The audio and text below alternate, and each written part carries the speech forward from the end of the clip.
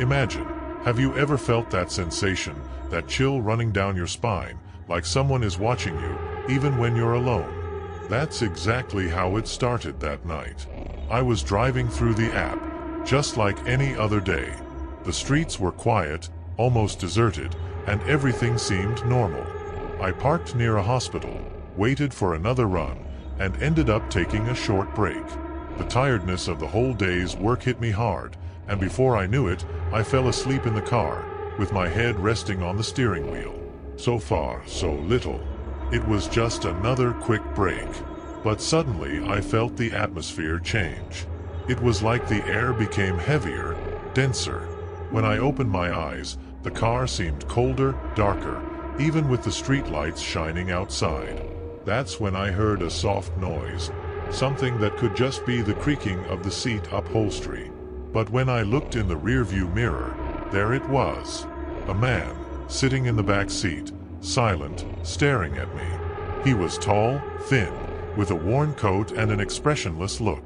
It seemed as if he had always been there, as if he had appeared out of nowhere, without me noticing. He called my name. "You're the driver, right?" "I'm going somewhere," he drawled. "Yes, I am. Where do you want to go?" I asked, trying to stay calm, even though I felt that strangeness in the air.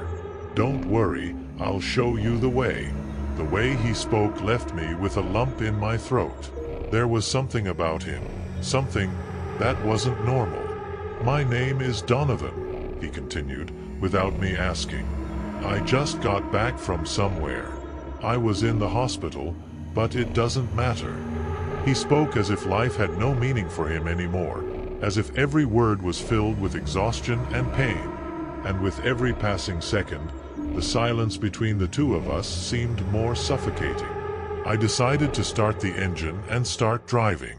Being there with that man in the back seat was making me nervous. The city passed by the car windows, and the lights outside seemed strange, as if they were dimming with each corner.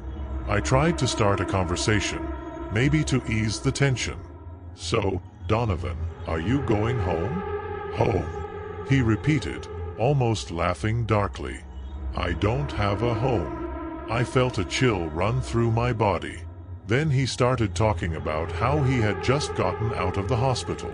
He said he had stolen a purse and that things in his life had been going wrong for a long time. I didn't know what to do. It was like he was stuck in this race with someone who shouldn't be there. "Do you believe in things we can't see?" Donovan suddenly asked, breaking the silence. I was surprised by the question. "Like spirits? Ghosts?" I tried to answer, still not understanding what he meant. He didn't answer right away. He just kept staring out the window, while muttering something about not being alone. That was enough to make my mind race. Was he talking about himself or something else? Suddenly, he asked to stop the car in a place that seemed completely deserted. It was a narrow street, with no houses, no lights, just trees swaying in the wind. "This is where I get off," he said, with a calmness that I didn't understand. It only made the discomfort worse. When he got out of the car, before he closed the door, he looked straight at me and said, "You will never be alone. Not today. Never." And he was gone, disappearing into the darkness. I stood still for a moment, my mind confused and my heart racing. I looked toward the back seat, trying to convince myself that there was nothing else there. But deep down I knew this man was not just another passenger. He left something hanging in the air, something I couldn't see but could definitely feel.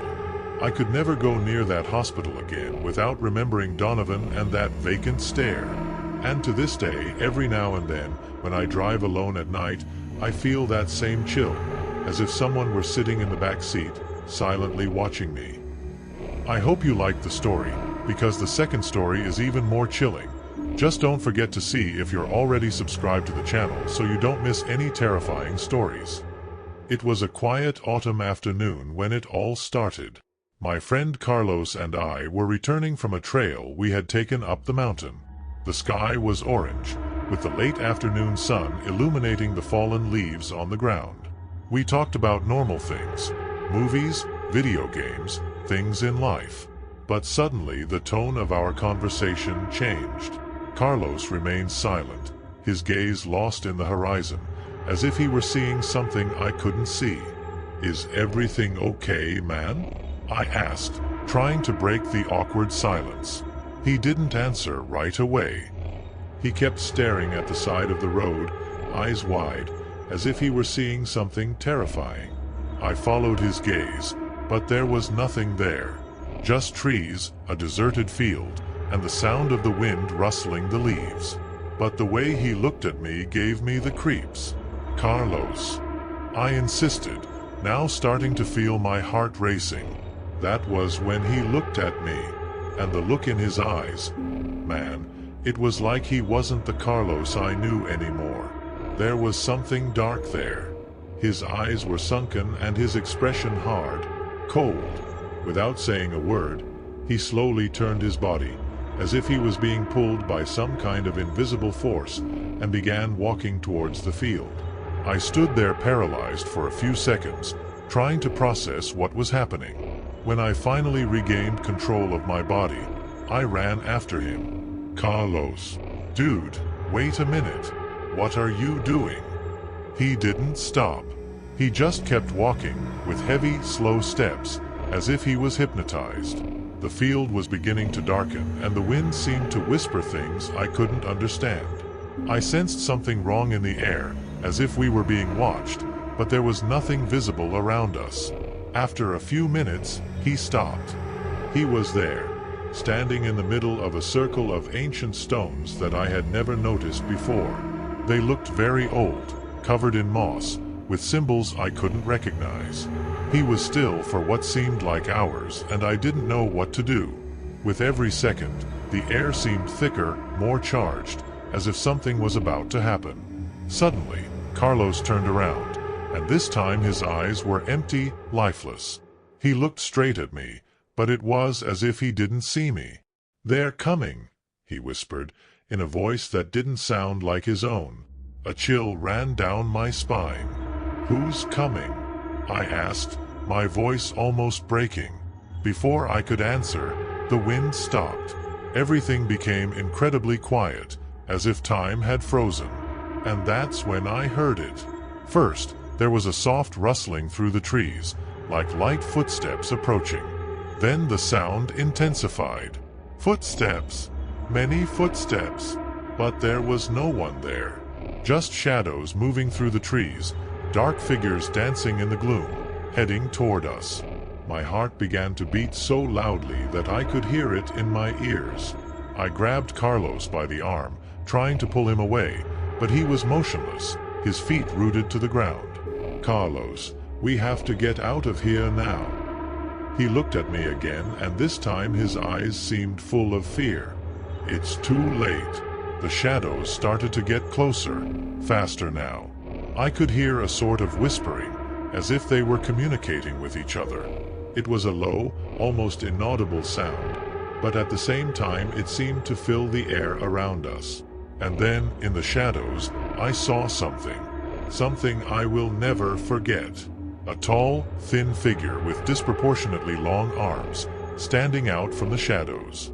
His face, or what should have been his face, was just a blur of darkness, like an empty hole that absorbed all the light around him. I finally managed to pull Carlos, and we started running. We ran like our lives depended on it, because at that moment I knew they did. The whispers grew louder, and I could feel those presences right behind us, chasing us through the trees. When we finally got to the car, I could barely breathe. My hands were shaking as I tried to put the key in the ignition. Carlos, who now seemed more conscious, looked down at the road with wide eyes. "They're still coming," he whispered, his voice cracking. The car finally started, and I stepped on the gas and got out of there as fast as I could. The road was dark, and I felt like the shadows were still following us, even though I couldn't see them anymore. But that feeling of being watched never went away. We never spoke of it again. In fact, Carlos and I grew apart after that day. But sometimes, when I'm alone, I feel that same presence. That feeling that something or someone is watching, waiting for the right moment to return. And you know what's the scariest thing? I never went back to that field. But every now and then I have dreams where I'm there, standing in the middle of the stone circle, and Carlos is with me. He looks at me with those empty eyes and says, "They're coming." I wake up with my heart racing, my body sweaty, and the feeling that somehow they're still following me, waiting. I hope you liked the story, because the third story is even more chilling. Just don't forget to see if you're already subscribed to the channel so you don't miss any terrifying stories. I hope you liked the story. You know that uneasy feeling, like something is watching you even though you can't see it? Well, that's exactly how that night started. I was in the car, waiting for time to pass. I had stopped near a hospital, one of those old ones, with walls that seemed to hide 1,000 floors, because I needed to get some rest. The slightly yellow lights flickering in the parking lot made the place even stranger. It was a normal night, or at least it seemed that way. The wind made a strange noise, whistling through the trees, but I didn't care much. Everything seemed normal, but you know when something inside you says otherwise? Like the air is heavier? But I was too tired to call. I took a quick look at my phone, turned on some music quietly, and closed my eyes for a moment. Tiredness washed over me, and without realizing it, I ended up falling asleep there, in the driver's seat. I don't know how much time passed, but I suddenly woke up with a chill. You know that feeling when you think someone is watching you? That was exactly it. My eyes were still a little blurry from sleep, and I felt a heaviness in the air, like the atmosphere was different than before. I tried to ignore it, thinking it was just the dream playing tricks, but then I noticed a strange smell in the air. It was like the car was stale.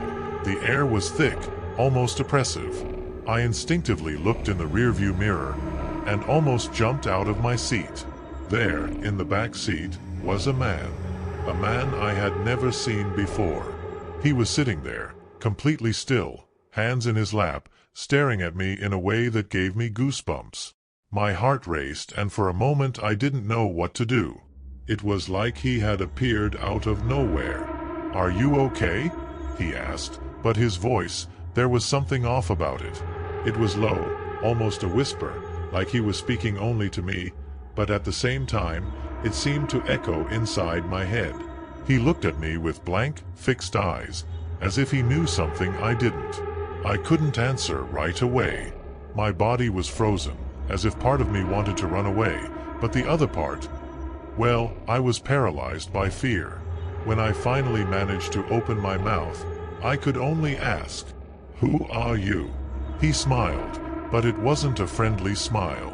It was the kind of smile that turns your stomach, as if something terrible was about to happen. "My name is Donovan," he said, as if it was the most normal thing in the world to be in the back seat of my car in the middle of the night. "I came in while you were sleeping. I didn't want to wake you up." My mind started racing, trying to figure out what was going on. "What do you mean he came in while I was sleeping?" I didn't hear anything. No noise, no door opening, nothing. And more importantly, why was he in my car? "I wanted a place to rest too," he continued, as if reading my thoughts. "Out here, it's so cold." And then, without changing his tone of voice, he uttered a sentence that chilled me to the bone. "Did you know that wandering souls always return to the places where they died?" I felt the blood drain from my face. What was he talking about? I looked around, as if I expected to see someone else, but it was just him and me. The parking lot was empty save for a few flashing lights from the hospital in the distance. And then something came to mind. The hospital. Was that where he had died? "You don't remember me, do you?" he asked, tilting his head slightly, wearing that same eerie smile. "But I remember you." I couldn't speak. The lump in my throat was too strong. Did he know who I was? How was this possible? I'd never seen that man in my life. "You've been here before," he continued, his eyes shining in a way that sent a shiver down my spine. "A long time ago. That night. Suddenly, flashes began to pass through my mind. Vague images of myself, years ago, going to visit someone in the hospital. I'd been there before, but why? And then I remembered. An accident. I was there to visit a friend who had been seriously injured. He didn't survive. It was in that room, Donovan said, pointing at the hospital building. I was there too. But you didn't see me. No one did. I felt like I was running out of air. Each of his words seemed to take the wind out of me a little more. I didn't know what to do, what to say. I just wanted to get out of there, but my hands were too shaky to start the car. And then he leaned forward, bringing his face close to mine. You can't run away, you know that, right? They always come back. I couldn't take it anymore. In a desperate move, I turned the key in the ignition and sped off the car, not looking back. But as I drove, my heart hammering in my chest, I felt his gaze following me. Donovan. He was in the back seat. Or at least, he had been there. Even now, every time I pass that hospital, I feel a presence. Like someone is still waiting for me. Donovan, or whatever he was, didn't seem like the type to give up easily. And sometimes, when I'm alone in the car, I feel a slight weight on the back seat, like he's there again, waiting for the right moment to come. Tell me which story made your hair stand on end? Tell me which one you liked the most? Because in the next video, the story is even more chilling. Just don't forget to see if you're already subscribed to the channel so you don't miss any terrifying stories.